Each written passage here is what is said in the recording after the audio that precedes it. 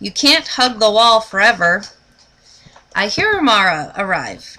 As usual, she has a cafecito first with Mommy in the kitchen.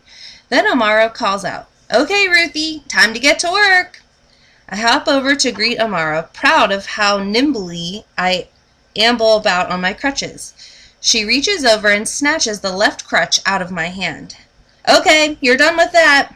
Time to transition to just one crutch." "Wait! Why do you always like to surprise me?" "Because I know you pretty well by now, girl, and unless I catch you off guard, you won't try anything new." "But I'm used to 2 crutches. It's not fair," I wail. "Girl, listen.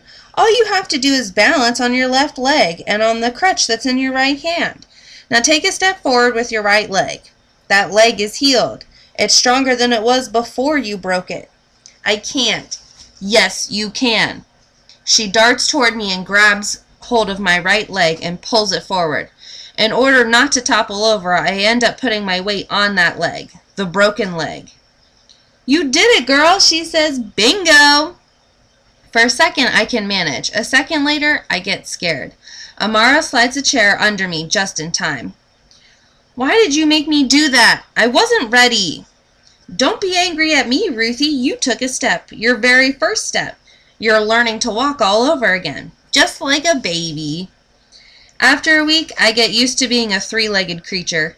Then Amara comes back the next time and says, "Give me that crutch. You need to start walking on your own." "Please, Amara, not yet." "You'll get too used to the crutch and it will be harder to wean you off of it. Let me see. Here, I have an idea." She stretches out her arms toward me. "Hold on. Pretend I'm a rope." "I'm scared. I don't want to break my leg again."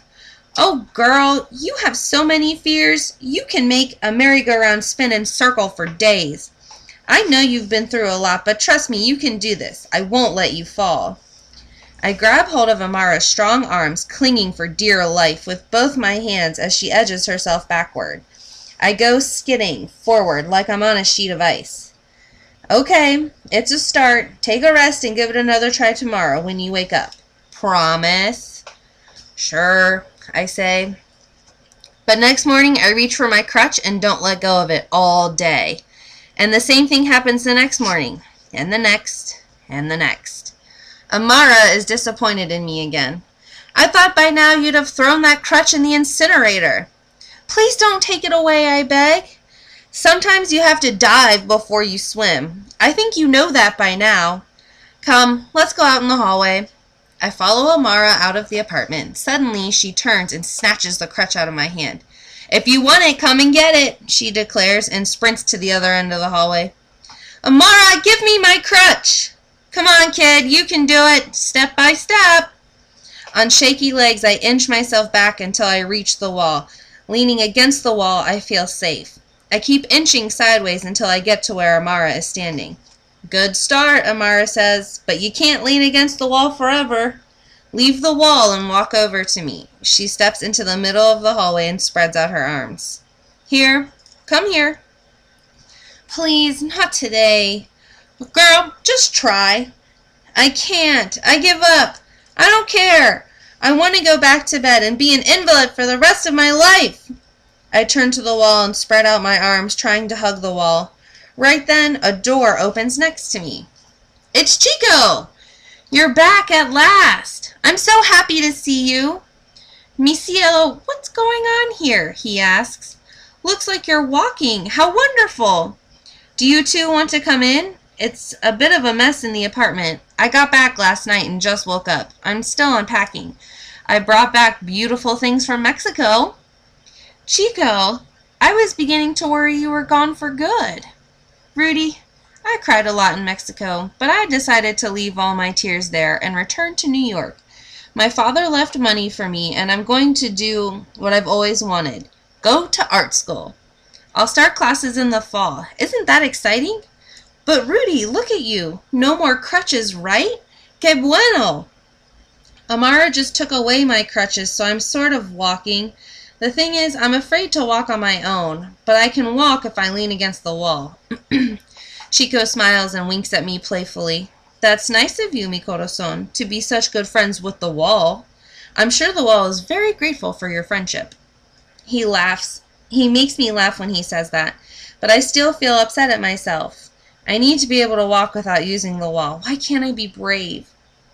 Everything takes time. When you put a seed in the ground, the flower doesn't sprout right away. It takes sunshine and rain and many months in the soil for the seedling to turn into a plant and for the plant to blossom. You are about to blossom. I have an idea. Would you come in? And he turns to Amara. You too, please. Chico throws open the door and I inch forward, leaning against the walls of his apartment. What do you think of my walls, mi amor? I painted them blue and green, like the colors of Veracruz, my hometown, which is next to the ocean. I like them, Chico. Now look up. What do you see? Chico, they're piñatas. That's right, mija. I loved piñatas as a child. It was always the best part of all the birthday parties. So I thought, why not have piñatas all around me? That way I can look at them all the time. I think they're works of art too. Don't you? Yes, Chico, yes. Will you let me have one for my birthday? Of course, of course. Andale. You can have any piñata you like. Chico, what's that in the living room? Don't you have a sofa? Those are hammocks, mi cielo. I decided sofas were too boring and uncomfortable, so I strung up hammocks. When friends come over, we swing ourselves around, and if we get tired, we can go to sleep as happily as babies. He flips on the record player. Listen to this. The music comes on. A man sings in Spanish. He sounds like he's stuck in the rain and his clothes are soaked and he has nowhere to go and warm his bones. That's Carlos Gardo. Beautiful, isn't it? Tango. Why is it so sad, I ask. The tango is music for those who are sad. The tango is music to help you cry, so you can let go of your sadness. Then you can be happy again. I don't want to cry. I want to be brave. I understand, mija, but crying can help sometimes. The tango is also a dance. Women and men embrace each other and they dance all night, as if time didn't exist. He smiles and opens his arms. Can I show you? I don't know, I say. Amara whispers gently. Girl, trust me, your leg is healed. Mi cielo, listen to your nurse. She wants only the best for you. Now if you'll give me a hug, I'll give you a hug, and we can dance the tango, Chico says. You can even close your eyes if you want. I'll lead. Okay.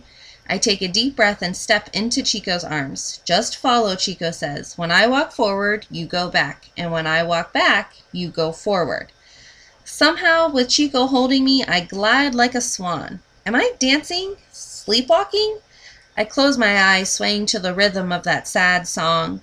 Tears are slipping down my cheeks, tears that are a river flowing into the sea that surrounds Cuba, and I'm a little girl again in the streets of Havana, lifted by the breeze into the air. The dark, dusty world departs beneath me, and I look down and see my body cast, gleaming white from my waist to my toes, the way it did when they first put it on me. But now the cast is my feathery bird's tail, and I'm using it to soar higher and higher. The music plays and I listen to the words in Spanish and translate them to English in my head. Such sad words. El día que me quieras, florecerá la vida, no existirá el dolor. The day you love me, life will flower again. There will be no pain. I don't notice when the song ends. I'm still floating in my dreams. I hear Chico saying, Niña linda, I'm going to let go of you, okay? All you have to do is pretend you have an invisible partner holding you up and you'll see. You'll be able to walk by yourself. Chico lets go and I extend my arms and touch the empty space around me, imagining him still there. Slowly I move forward. I don't know how I do it, but my legs take me to the center of the room. Then I stop and look around, breathless, grateful, relieved, not holding on to anything, standing tall. Yay, Ruthie, yay, Amara says, brushing away tears. Amara, don't cry. You're too tough to cry. You're right, girl, you're right. But even tough girls cry sometimes. Like Chico says, we cry to get stronger. Chico cheers. Bravo! I think this calls for a piñata right now. Why wait until your birthday? Here, mija, break this one. He runs to the kitchen and comes back with a broom. I reach up and hit the piñata. It's a rainbow in the shape of an 8-pointed star. I hit it with the force of my whole body and break it on the first try. I'm expecting candy to fall from the piñata, but no, it's something light, like snow, except all different colors. Snowflakes like bits and pieces of rainbow fall quietly to our heads. It's so pretty. What do you think, Rudy? I filled the piñata with confetti. Isn't that nice? Yes, Chico, you're covered with the confetti. And you too, Amara. Amara laughs. Girl, look at yourself in the mirror. You've got enough confetti to last you a year. I turn to look at myself in the mirror that's hanging over the dining table, and that's when I notice Chico's altar. In the center of the altar is the picture I made of little Avik, now in a wooden frame. There's a candle glowing brightly next to the picture and a stick of sandalwood incense in the burner waiting to be lit. I think Avik was looking out for me just now. Little Avik watched me take my first steps on my own. I remember I'm wearing the necklace Ramu gave me. I never take it off. I rub it for a second, and under my breath I say, Gracias, Shiva, the dancing god. Gracias.